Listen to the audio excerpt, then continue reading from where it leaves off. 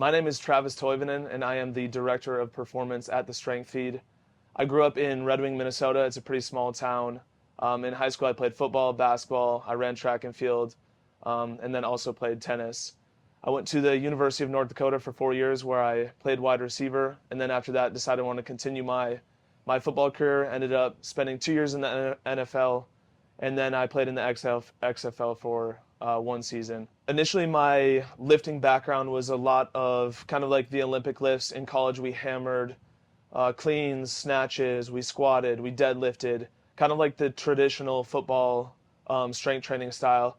I had a good amount of lower back issues due to that style of lifting, which I really enjoy. I think there's definitely a place for that.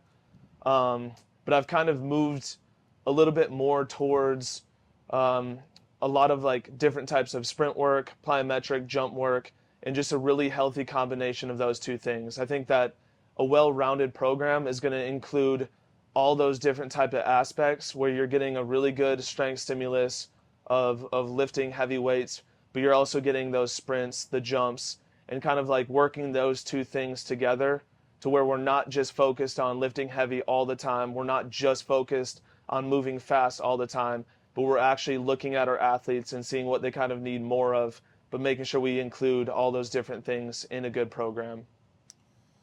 Travis, what do you think the strength feed means for most athletes, and what do you want it to mean for most athletes?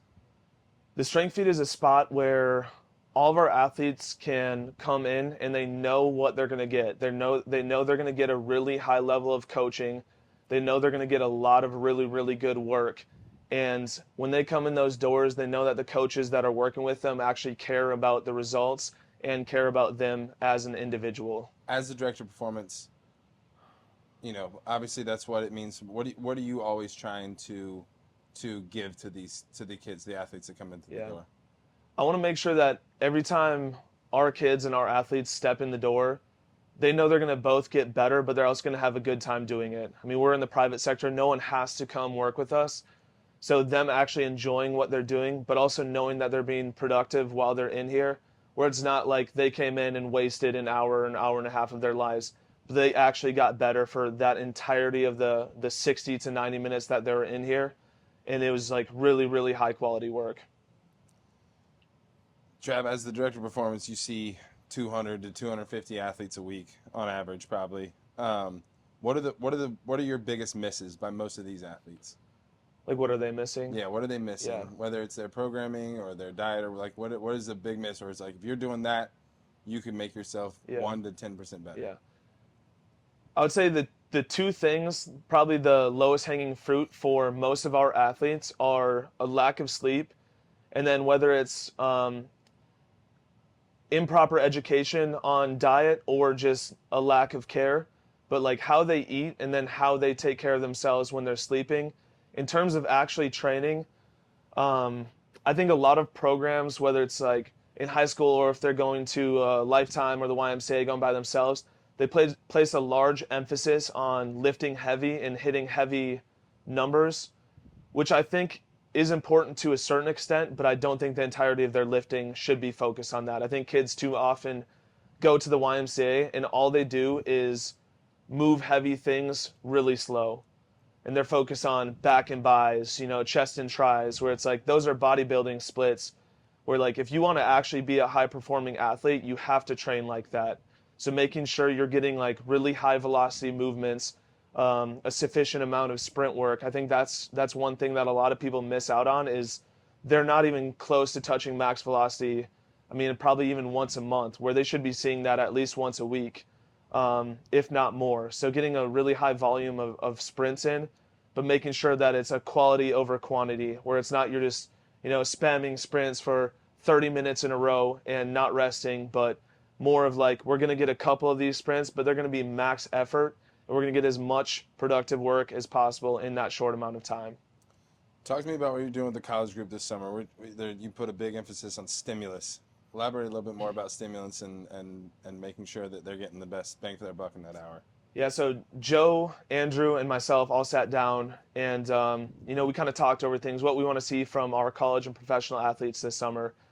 And I think one thing that we really agreed upon was like giving these kids a stimulus that is kind of like ever changing, but it's not something that we're gonna overdo. Like I was kind of saying before, it's like we want to get a really good strength stimulus, but we don't want that every single day of the week. Like we want them to build their max strength and force producing capacities, but we also need them to be able to use that strength in a way that they're going to become a better athlete. So we're placing a really high value on different types of really fast movements where we're training their nervous system to use that force and to use it really fast through a lot of different sprints. We're doing a lot of different overcoming ISOs, which are really good for that motor unit recruitment. And then we're kind of like contrasting it with a lot of different jumps, just in a very strategic way where we want to build extremely robust and athletic movers in this gym. If you got an athlete that's going to listen to anything you say and you could give him one thing, him or her, one thing to do better, what would that one thing be when it comes to the weight room and within our industry? One quote that kind of stood out to me, I was listening to a podcast, is 100% of programs work, but not all programs work 100% of the time. Where it's, if a kid comes in, regardless of what they're doing, and I think we're doing a really great job that our program is going to continue to get them better 100% of the time. But if an athlete comes in and they give 100% effort and their intent is as high as it can be every single time that they're in here, every single rep, every single set, they will definitely get better. It doesn't really matter what you're doing. If you are giving 100% effort, you are going to get better. And now you combine that with an actually well-structured program with really high-quality coaching. Now we can ensure that we are going to see those results. And I think that's one thing that a lot of kids lack is they're able to turn it on here and there, but they don't turn it on every single day. So if we can get a kid to come in here for 60 to 90 minutes and they can give 100% effort every single day, like I can guarantee your numbers are going to skyrocket. It's on the wall at the gym, right? Yep. Program's only as good as the effort you put into it. Mm-hmm. Again, you see all the athletes coming in the door, whether this being a new athlete or an athlete you've been training, what's the number one predicator that you're going to be like, either that kid is going to be very good at sports and it's a younger kid, or that kid walked in the gym and you're like, you already know he's doing a pretty good job on the field right now? Yeah. I think there's probably two things. One, you can definitely see right away like the physical capacities of an athlete where they come in the door and you can see how good of a mover they are. Through their first session, I can probably tell how good of an athlete they are, but that's only going to take them so far. And that's where I would say that intent portion kind of takes over, where we'll also get kids on the other end of the spectrum who come in and they don't move very well, but they bust their butt every single day, where it's like those kind of two things combined is like how hard can you work, how much intent can you bring every single day, and then combined with their ability to actually move, because athletics is very reliant on how good of an athlete someone is, but also how hard they're going to be able to push themselves and how hard they're going to be able to work. All right, Coach Trav, I'm a parent. I'm Yeah. asking you, why does my kid need to go to the strength feed? Yeah. Your child and your athlete should come work out at the strength feed because we are an all-encompassing performance gym. We don't just focus on the lifting side of things. We don't just focus on movement. Every single session they come in, they're going to get a combined session of both of those things. We work on acceleration, top speed, as well as the mechanics that go along with that. We do a lot of change of direction. We're going to incorporate a lot of jumping and plyometrics.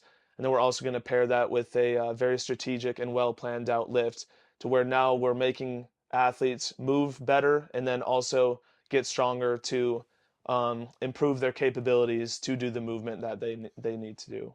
Most football programs I know here in the Wake County area have programs and things they're practicing all the time. What's one of the lessons you learned from coming up and now coaching on this side of things, being football players our whole lives? Yeah.